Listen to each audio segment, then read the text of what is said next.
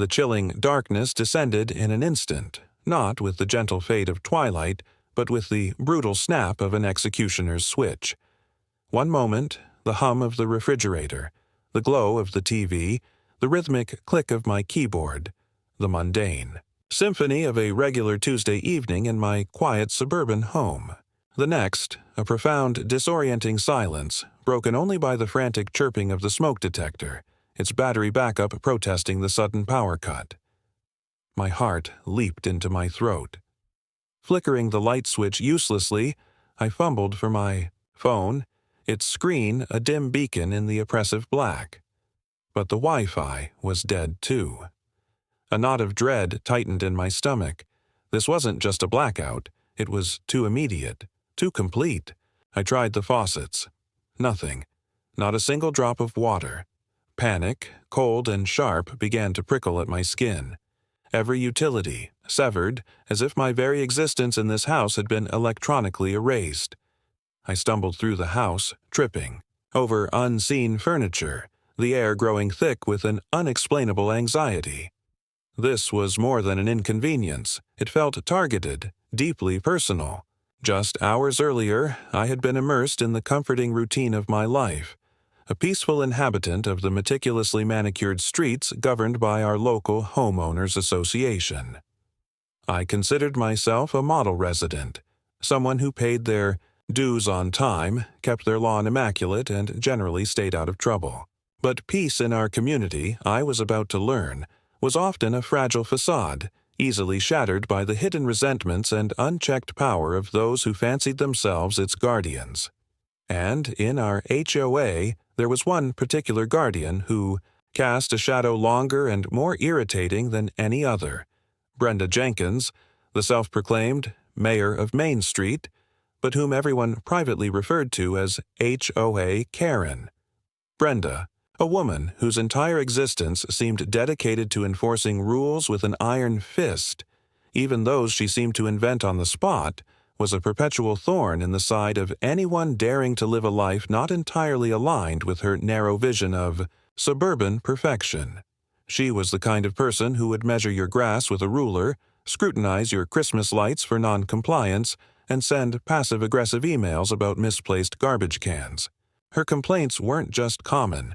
They were legendary, detailed missives about the slightest deviation from the HOA's draconian bylaws. Just last week, she'd accosted me over the color of my new mailbox, claiming it was not within the approved aesthetic guidelines, despite being a standard shade of charcoal. The encounter had left a bitter taste, her tone unusually sharp, her eyes holding an almost vindictive glint as she lectured me about community standards. I dismissed it as typical Brenda, a control freak on a power trip. But now, as the silence of my darkened home pressed in, a chilling thought began to form like a malignant whisper in the back of my mind. Could this sudden total collapse of my home's basic services, have anything to do with her? It felt impossible, yet the coincidence, paired with her recent aggressive demeanor, was unsettling. I spent the next few frantic hours on my phone, the battery rapidly draining, making endless calls to the electric company, the water department, the internet provider. Each call was a maddening loop of automated menus, long hold times, and ultimately no answers. "There's no outage in your area, ma'am," the cheerful but unhelpful voices would chime. "Your account appears to be closed." Closed? How could my account be closed? I hadn't initiated anything. A request was made to disconnect services, one representative finally stated, her voice devoid of emotion. By the account holder. By the account holder. But I was the account holder. The confusion morphed into a terrifying realization. Someone, somewhere, had impersonated me. Someone had actively worked to cut off my life support. My mind raced, trying to piece together the fragments of this bizarre nightmare. Who would do this? And why? The answer, as much as I tried to push it away, kept circling back to one name, The image of Brenda's sneering face, her self-righteous indignation over my mailbox, now took on a sinister new light. The thought was outlandish, paranoid even, but a cold dread told me it was the only explanation that fit the sudden, comprehensive nature of my disaster. The night dragged on, a harrowing descent into powerlessness, leaving me alone in the dark, haunted by the chilling question, was Brenda Jenkins, the notorious HOA Karen, truly capable of such a malicious act? The fear was real, and the fight to reclaim my life had just begun.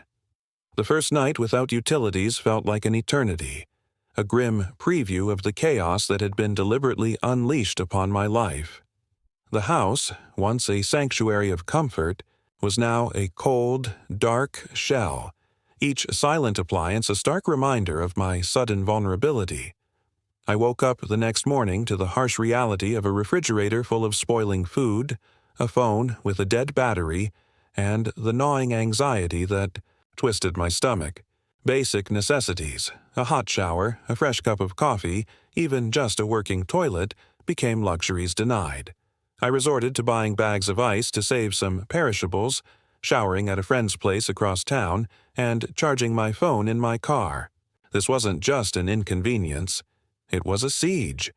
Every mundane task became an exhausting ordeal, chipping away at my resolve. The cost was mounting too, hotel stays becoming a necessity on colder nights, and the constant eating out draining. My savings at an alarming rate. It felt like I was being systematically dismantled, forced out of my own home, piece by painful piece. Who would go to such lengths? The question echoed relentlessly in my mind, each unanswered call to the utility companies only deepening the mystery and my mounting frustration. My initial calls had been met with polite but firm resistance. The account was closed by the account holder. No amount of pleading or explanation could penetrate their automated systems or the customer service representatives' scripts. Each conversation felt like hitting a brick wall. I'd scream, "But I am the account holder. I didn't close anything," only to be met with, "Our records indicate a closure request was processed with appropriate verification." What verification? They couldn't or wouldn't tell me. It was a bureaucratic nightmare designed to protect them, not to help me. I spent hours, then days, trawling through old emails, bank statements, anything that could prove my active accounts and the lack of any closure request from my end. The more I dug, the more elusive the truth became. It was like chasing a ghost, an invisible hand pulling the strings of my life. The sheer scale of the coordinated attack, electricity, water, internet, suggested a meticulous, malevolent plan, far beyond a simple prank or misunderstanding. This was deliberate. This was personal. And then there was Brenda. HOA Karen.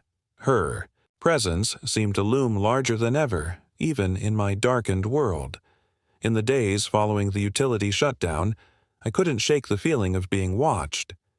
When I went to retrieve a package from my porch, a shadow would dart away from the neighboring bushes.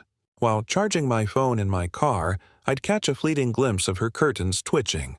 It felt less like suspicion and more like a grim certainty settling in my bones. One afternoon, as I was struggling to haul cases of bottled water from my car, Brenda emerged from her perfectly manicured lawn, a sickeningly sweet smile plastered on her face. "Oh dear," she cooed, her voice dripping with mock sympathy. "Having a few problems, are we? I did notice your lights haven't been on. Such a shame, isn't it, when things just stop working?" Her eyes, usually narrowed in judgment, were wide and gleaming with an almost perverse satisfaction. The comment was too specific, too perfectly timed to be innocent. It was a subtle jab, a confirmation that she knew more than she let on, a taunt delivered with the precision of a master manipulator. It was then that the first tangible clue presented itself, though I didn't recognize it fully at the time. A small, crumpled piece of paper had fallen from her hand as she gestured. It was a fragment of an envelope, and though most of it was torn, I clearly saw the corner of a utility company logo. the same electric company I'd been battling with. My blood ran cold. The strange incidents continued. My mail, usually delivered with clockwork precision, became sporadic, sometimes missing for days, then appearing in a clump. Once I found a generic flyer stuck to my door that seemed harmless, but on closer inspection it was subtly altered to contain a small, almost imperceptible symbol that I recognized from a cryptic doodle Brenda had made on a complaint form during our mailbox spat. It was a bizarre, unsettling signature, a twisted calling card. I also noticed Brenda making unusual inquiries with other neighbors. My immediate next-door neighbor, Mrs. Henderson, a sweet elderly lady, mentioned Brenda had popped by asking if I'd been talking about moving, or if my financial situation seemed stable.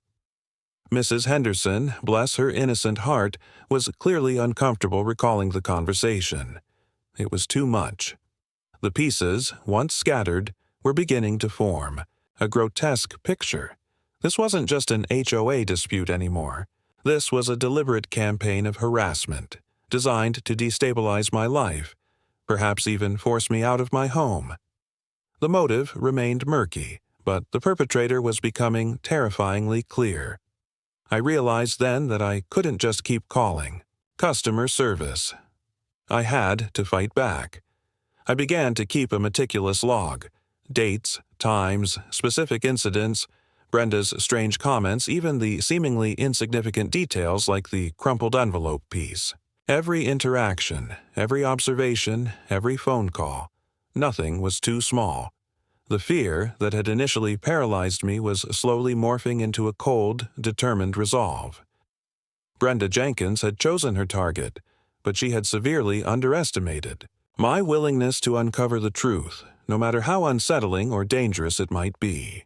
The loop of suspicion was tightening, and I knew with a chilling certainty that the answers I sought lay hidden in the shadow of HOA Karen. The desperation of living without utilities had given way to a simmering rage, a cold fury fueled by Brenda's increasingly obvious taunts and the maddening bureaucratic maze I was trapped in. My detailed log, once a mere collection of notes, was quickly becoming a damning dossier. Every cryptic comment, every suspicious glance, every utility, company call, it was all meticulously recorded. I knew Brenda was behind this, but knowing wasn't enough. I needed proof, something concrete that would stand up to scrutiny, something that would translate my intuition into an undeniable fact. The breakthrough came not in a dramatic revelation, but in a mundane moment of sheer frustration. After days of being stonewalled by customer service, I finally managed to get through to a supervisor at the electric company, a woman named Sarah who sounded weary but genuinely sympathetic. I explained my situation again, recounting the impossible scenario of my account being closed by the account holder when I had done no such thing. Her tone, initially professional, shifted slightly. "Ma'am," she said, her voice softening, "I understand your distress. Let me just confirm one detail for you. The request to disconnect was made by a female, who provided your full name, your account number, and your date of birth, claiming she was you and that she was moving out of state immediately due to an emergency. She even confirmed your mother's maiden name, which she stated was Montgomery." The world tilted. My mother's maiden name was indeed Montgomery. My heart hammered against my ribs, a frantic drumbeat of shock and recognition. My mind reeled.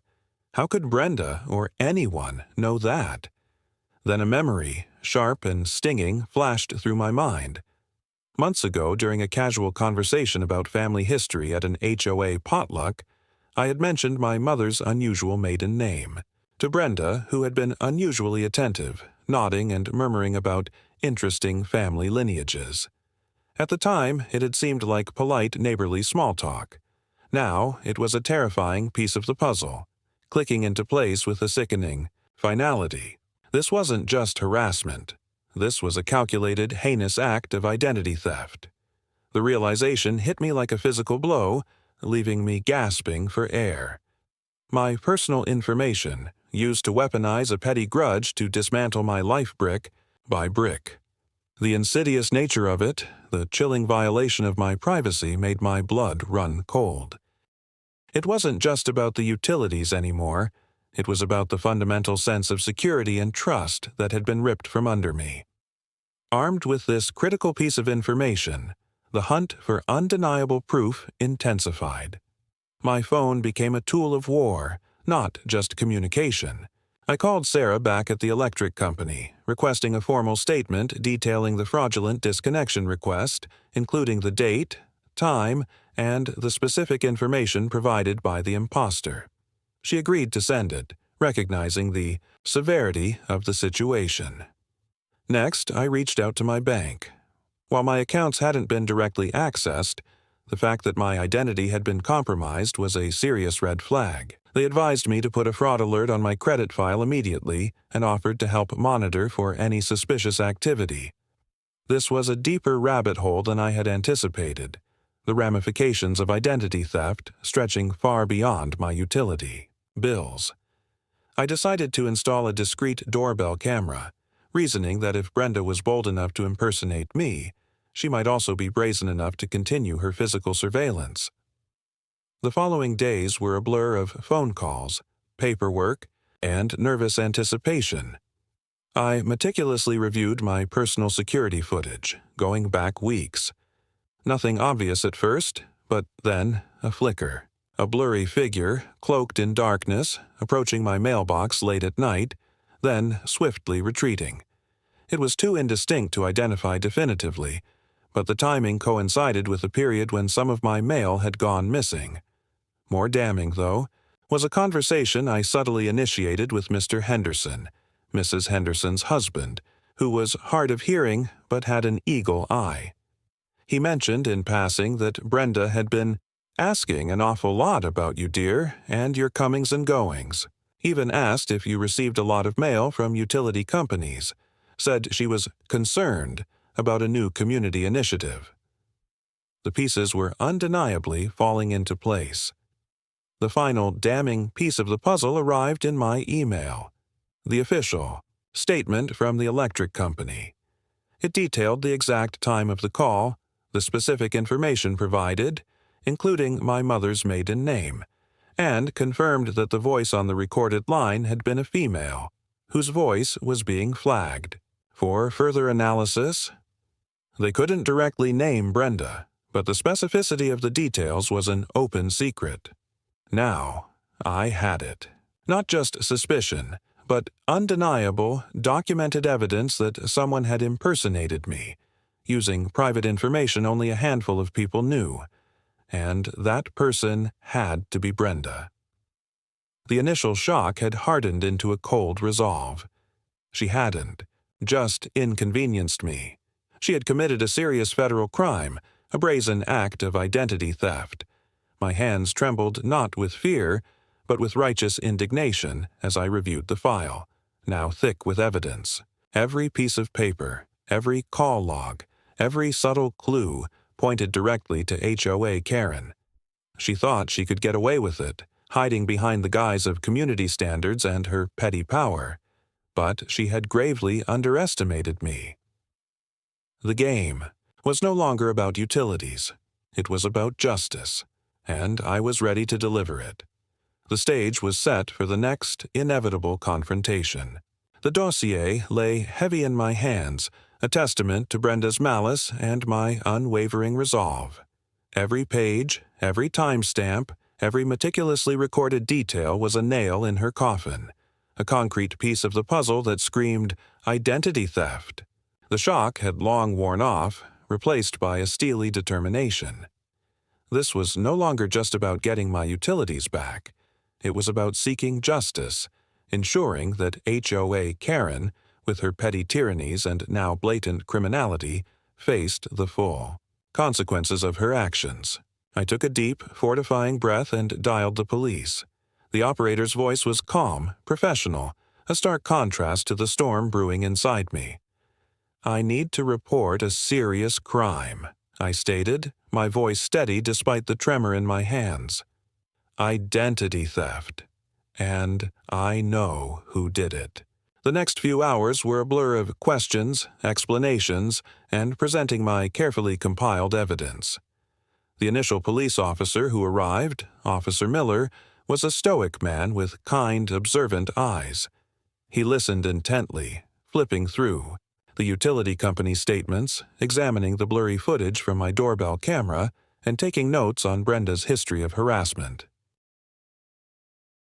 There was a moment of initial skepticism, a slight raise of his eyebrow when I first mentioned HOA Karen, a common enough term for neighborhood nuisances. But as I laid out the timeline, the precise details used in the fraudulent call, and the connection to Brenda's casual knowledge of my mother's maiden name, his expression shifted. The skepticism faded, replaced by a look of grim realization. "Ma'am," he said, tapping a pen against the utility statement, "this is serious. Impersonating someone to cut off essential services and using personal identifying information like a mother's maiden name, that crosses a line from a civil dispute into criminal territory. This is a felony." The word felony hung in the air, cold and definitive, confirming the gravity of Brenda's actions. Officer Miller left, promising to open a formal investigation. The wait that followed was agonizing, each passing minute stretching into an eternity. I felt a strange mix of anticipation and trepidation. What would Brenda do when confronted? How would she react? I knew her capacity for outrage and denial was boundless. Days turned into a week. My utilities remained off, a constant, chilling reminder of the battle I was fighting. I continued to stay at a friend's spare room, but my mind was perpetually at my darkened house, picturing Brenda, perhaps smugly believing she had gotten away with it. Then I received a call from Officer Miller. "We have enough to proceed," he stated. "We've cross-referenced some information and will be making an arrest today. We'll need you to be available for a follow-up statement." My heart leaped. This was it, the moment of reckoning. I returned to my street, parking a few houses down, a nervous knot in my stomach.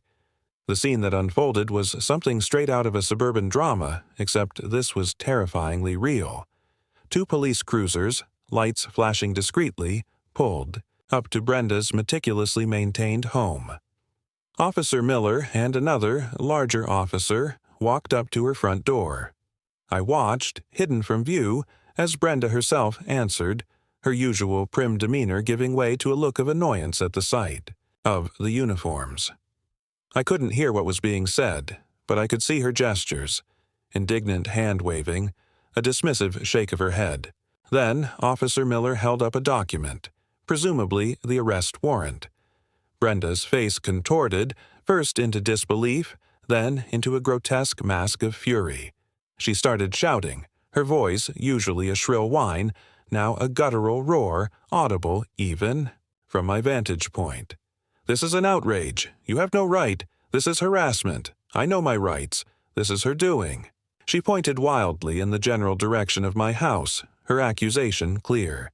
Her attempts to resist were met with firm, professional restraint.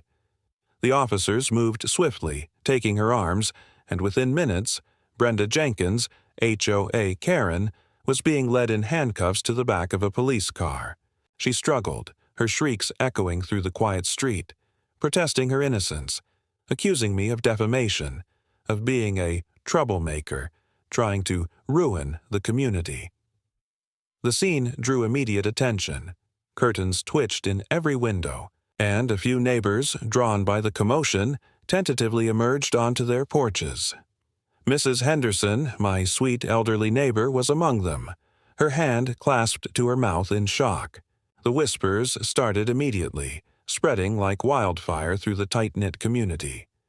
Brenda? Arrested? For what? The sight of the police cars, the handcuffs, Brenda's public meltdown. It was unprecedented. For years, Brenda had wielded her unofficial power with impunity, a benevolent dictator in her own mind. Now, her reign had come to a very public, very humiliating end. The immediate fallout was a mixture of stunned silence and a simmering undercurrent of relief. Some neighbors, particularly those who had suffered under Brenda's petty complaints, exchanged knowing glances, a silent acknowledgment of a long-overdue comeuppance. Others, perhaps those who had been Brenda's allies or simply feared her, looked genuinely bewildered, unable to reconcile the image of the prim HOA leader with a criminal charge. The news spread faster than any official HOA announcement. Within hours, my phone was ringing with calls and texts from various neighbors. Some were supportive, offering help and expressing their shock, but also their quiet satisfaction. "We always knew she was trouble," one text read. "But identity theft? That's just insane." Others were more cautious, asking for details, trying to understand how the woman who organized the annual potluck could be cuffed and taken away. The HOA board itself was thrown into disarray. An emergency meeting was called, fueled by both panic and scandal. Brenda's position on the board, once unshakable, was now irrevocably tarnished, her authority shattered. The charges against her, identity theft, possibly even harassment or reckless endangerment for cutting off essential services, were too severe to ignore. The veneer of normalcy in our suburban paradise had been violently stripped away, revealing the dark underbelly of neighborly disputes escalating into dangerous criminality. As I watched Brenda's police car disappear down the street, a strange sense of exhaustion washed over me, mixed with a profound relief. The fear was still there, the lingering knowledge of how easily my life had been disrupted, but it was now overshadowed by a quiet triumph. The confrontation had happened, the arrest had been made, and the fallout was just beginning. Brenda Jenkins, the self-appointed queen of our HOA, had been dethroned, not by a petition or a vote, but by the cold, hard hand of the law. And I, the victim of her malicious scheme, was now, finally, seeing justice begin to unfold. My utilities were still off, but the lights of justice were slowly, steadily coming back on. The chaotic spectacle of Brenda's arrest settled into the grinding, often tedious reality of the legal system. After the initial shock faded, the community buzzed with whispers, half-truths, and escalating rumors. For me, however, the focus shifted from the dramatic public event to the quiet, arduous process of reclaiming my life. The police investigation continued, with Officer Miller keeping me updated on Brenda's formal charges. Identity theft, as he had explained, was a serious felony, carrying significant penalties. There were also additional charges for harassment and potential reckless endangerment due to the cutting of essential services. The legal journey was daunting, a series of court appearances, prosecutor meetings, and the constant awareness that I might have to face Brenda again, not across a lawn, but in a courtroom. Each step felt like a slow, deliberate ascent out of the dark pit Brenda had thrown me into. The weight of the impending legal battle was heavy, but so was the burgeoning hope that justice would truly be served. Brenda, true to her nature, initially denied everything. Her legal team painted a picture of a misunderstood community leader, a victim of malicious accusations. They argued that I was simply a disgruntled resident, making baseless claims. But the evidence was meticulously documented, undeniable. The utility company's official statements, the specific personal details used in the fraudulent calls, the phone records, and even the subtle corroborating details from neighbors like Mrs. Henderson. It all pointed to one person. The legal battle was not drawn out into a lengthy trial. The evidence against Brenda was simply too overwhelming. Faced with the mountain of proof and the severe penalties for identity theft, her lawyers advised her to consider a plea bargain. After weeks of negotiation, a deal was struck. Brenda Jenkins pleaded guilty to a lesser charge of identity theft, avoiding a full-blown trial but accepting criminal responsibility for her actions. The sentence included a significant fine, community service, and, most importantly, a permanent mark on her criminal record. While she didn't face jail time, the public humiliation and the irreversible stain on her reputation were, for her, a far harsher punishment. Her reign as HOA Karen was unequivocally over. The immediate aftermath of the legal resolution brought a wave of relief. It felt as though a toxic cloud had finally lifted from my life and, in many ways, from the entire neighborhood. The most immediate and tangible effect for me was the restoration of my utilities.